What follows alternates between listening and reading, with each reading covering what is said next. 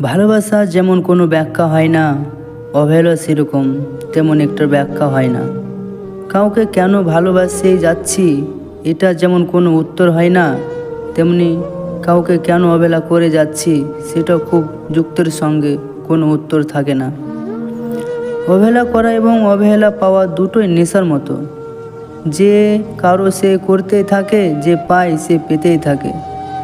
দেখবেন আমরা যে মানুষটা খুব করে পেতে চাই, বেশিরভাগ ক্ষেত্রে সে মানুষটা আমাদের সবচেয়ে বেশি অবহেলা করে। আবার যে মানুষটা আমাকে সবচেয়ে বেশি প্রাধান্য দেয়, আমিও সকালবেলায় উঠে সবার আগে তাকে প্রতিক্ষণটা করি।